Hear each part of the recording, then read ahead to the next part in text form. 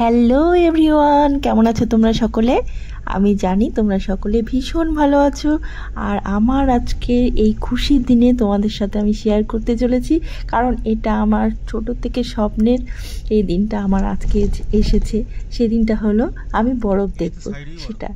আর north সিকিমে গিয়ে নাথুলা তো ইস্ট সিকিম ছিল, তো নর্থ সিকিমে গিয়ে ইয়াংথাং ভ্যালিতে অল্প অল্প বরফ ছিল। তারপর আমরা চলে যাচ্ছি জিরো পয়েন্টে বরফ দেখার জন্য, কারণ ওখানকার স্থানীয় বাসিন্দারা বলেছে যে জিরো পয়েন্টে বরফ ভালোই আছে। তো আমি চলে যাচ্ছি, চলো জিরো পয়েন্টে গিয়ে তোমাদের সবটা শেয়ার করব। আর আমার যে কী আনন্দের দিন আমি বলে তোমাদেরকে বোঝাতে পারছি না। ভীষণ ভীষণ আনন্দ আমি আজকে। ওই যে দেখো পাহাড়গুলোতে বরফ দেখা যাচ্ছে, আর রাস্তার দুপাশে অল্প অল্প বরফ পড়ে আছে। ছবি সবটা করতে পারিনি, ভিডিও সবটা করতে পারিনি, কারণ আমি পেছনে বসেছিলাম আর সামনে থেকে আমার ছেলে অল্প স্বল্প ভিডিও করেছে। তাহলে এত সুন্দর দৃশ্য, এত সুন্দর, যেগুলো তোমাদেরকে মুখে বললে তোমরা বুঝতে পারবে না। তোমরা সকলে এসো, নর্থ সিকিম, ইস্ট সিকিম, সব জায়গায় তোমরা এসো। আমার তো ভীষণ শ্বাসকষ্টর প্রবলেম।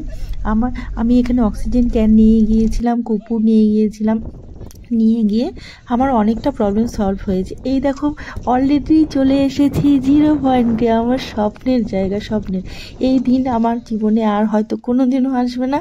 আমার এরম ভিডিও হয়তো আমি আর কোনো দিনও করবো না। এটা আমার মানে কি বলবো, আমার স্বপ্ন পূরণ যেটা বলতে গেলে।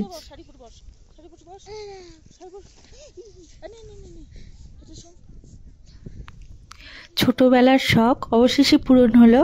বরফের দেশে যাব, বরফ দেখব, এই সেই বরফের দেশ আমার কাছে।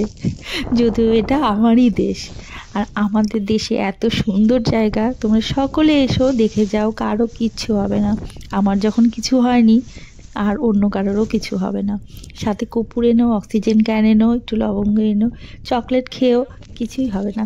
তারপর তো যাই হোক, আমার এই ভিডিওটা তোমরা দেখো, ভালো করে এনজয় করো।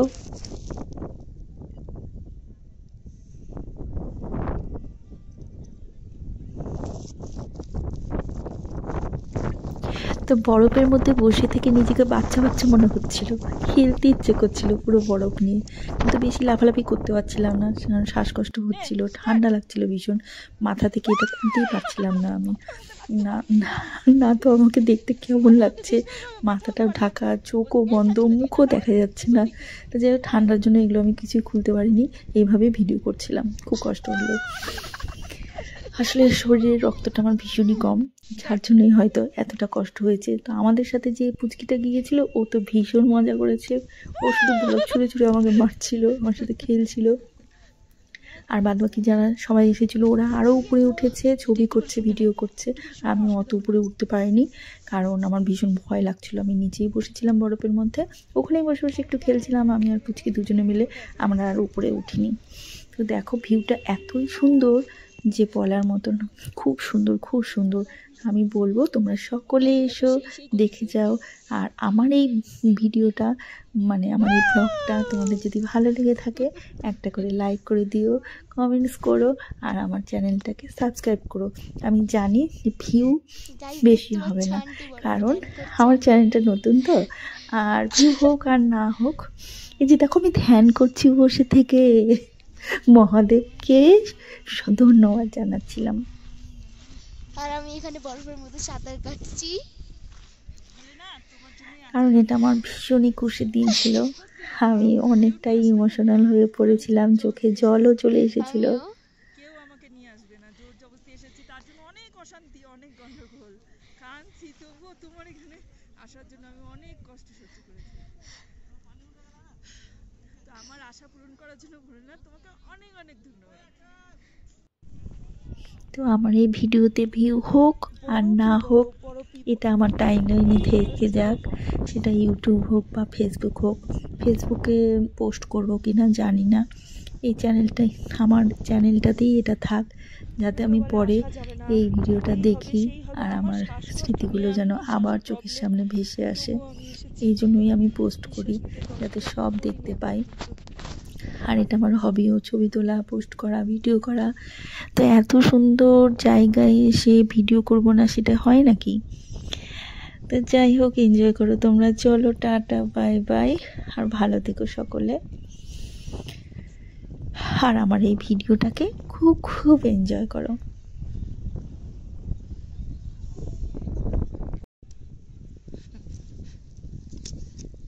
আর হ্যাঁ, ভিডিওটা আমি তাড়াতাড়ি কথা বলা শেষ করে দিচ্ছি, কারণ আমি ভীষণ ইমোশনাল হয়ে পড়েছি। বলতে গিয়ে আমার গলার ভয়েসও চেঞ্জ হয়ে গেছে। তো থেকে দেখা সব শোনো, আজকে পূরণ হলো। এই যে বরফ, আর এই বরফের মধ্যে আমার শ্বাসকষ্ট হয়, জানি না কতক্ষণ থাকতে পারবো। সত্যি আমি এখানে এসে কেঁদে ফেলেছি। দেখো বরফই বরফ, বরফই বরফ। এই যে শাড়ি এনেছি, শাড়িটা ঠিকঠাক পরতেও পারলাম না।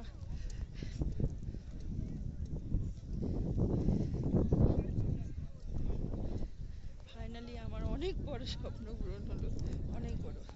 আর জীবনে কোনো স্বপ্ন নেই, শেষ, এটাই শেষ। বলতে বলতে কেঁদেই ফেলেছিলাম। আমরা বরফের মধ্যে শুয়ে পড়ে, দেখো পাটা দেখো। এই যে এই যে এই যে এই যে এই যে